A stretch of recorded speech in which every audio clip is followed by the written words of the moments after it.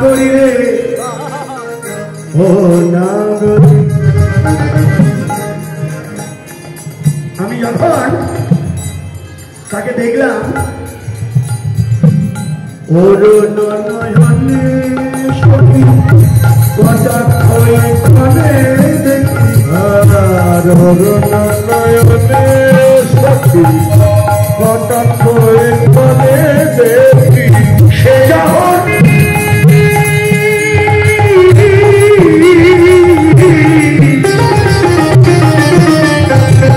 সদা জাগে মনে সে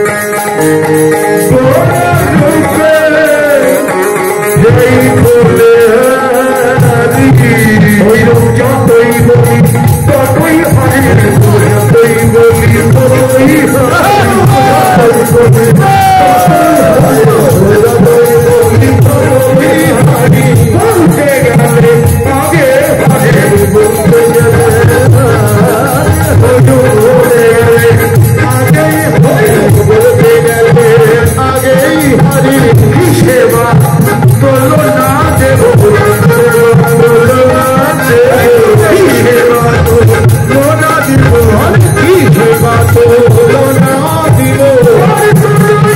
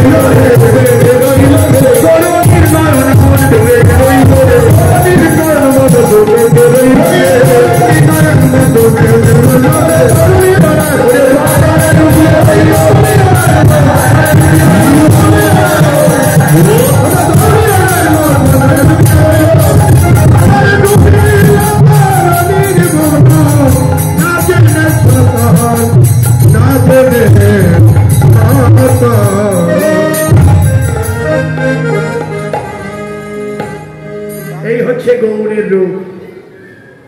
কোথায় ডুবে রইল? রূপের পাথার। পাথার মানে সাগর। সাগরে অথই জল। ওই সাগরে না ডুবলে রত্ন পাওয়া যায় না। সাগরে না ডুবলে রত্ন পাওয়া যায় না, সাগরে ডুবতেই হয়। আচ্ছা, সাগরে না ডুবলে রত্ন মিলে না। বড় বড় ঝিনুক সাগরের জলের উপরে ভাসে, মুখ খুলে ভাসে। 7টি নক্ষত্রের তিথিতে ঝিনুকের মধ্যে যদি এক বিন্দু বৃষ্টি পড়ে, ঝিনুক মুখ বন্ধ করে সাগরের অতল তলে তলিয়ে যায়। বহুদিন পর ঝিনুকের মধ্যে জন্ম নেয় কি? বহু মূল্যবান মুক্তা। সাগরে রত্ন আছে বাবা, সাগরে না ডুবলে রত্ন পাওয়া যায় না। ঠিক তদ্রূপ এই গৌর গোবিন্দের লীলা সাগরেও রত্ন আছে। এখানে না ডুবলে রত্ন পাওয়া যাবে না। তাহলে বলুন কিভাবে ডুবব? বিশ্ববরেণ্য দার্শনিক ভাগবত গঙ্গোত্তরী ডক্টর মহানামব্রত ব্রহ্মচারী পরমারাধ্যতম গুরুদেব তিনি বললেন, শুকনো কাঠ নদীর জলে ফেলে দিলে প্রথমে তা ডুবে না। শুকনো কাঠ তো প্রথমে ডুবে না, সে কি হয়? জলের উপরে ভাসতে থাকে। ভাসতে ভাসতে ওই শুকনো কাঠ জলে ভিজে। আর পরে জলের মধ্যে যে কাদামাটিগুলো, পলিমাটি, জলেই তো থাকে। ওই পলিমাটি কাদামাটি ওই কাঠে লেগে লেগে আর ওই কাঠ জলে ভিজে ভিজে ভারী হয়ে ভাসতে ভাসতে বহু দূর গিয়ে একবার ডুবে যাওয়ার ভাগ্য হয়। শুকনো কাঠ মাটি লেগে জল লেগে ভাসতে ভাসতে একদিন ডুবে যায়। হে বৈষ্ণবগণ মায়েরা, আমি কেমন করে ডুববো? আমি তো শুকনো কাঠের চেয়েও শুকনো। এই দেহে বিন্দু মাত্র কৃষ্ণ প্রেম ভক্তি রস নেই, যা দিয়ে আমি ডুবে যাব। আমার ডুবার উপায় কি হবে না? হবে। আপনারা যারা ডুবে আছেন তারা ভাগ্যবান, ভাগ্যবতী।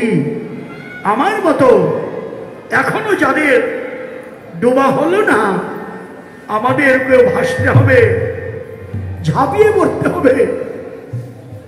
কোথায়? এই তো সেই সাগর, গৌর গোবিন্দের লীলা সাগর, গৌর গোবিন্দের রূপ সাগর।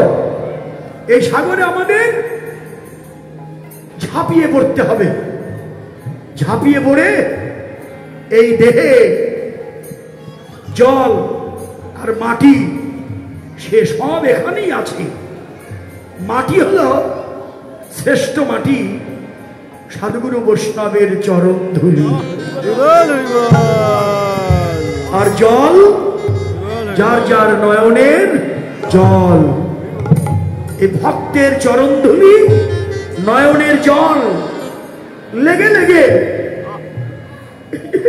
এই যে আপনারা এখানে ওখানে সেখানে ভক্তের সঙ্গ করেন, এটাই ডুবার উপায়।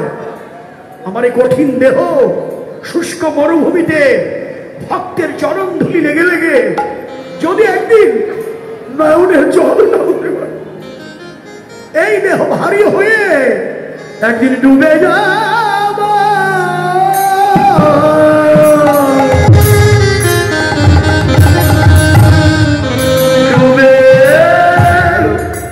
ডুবে যাওয়ার ভাগ্য হবে। এই দেহ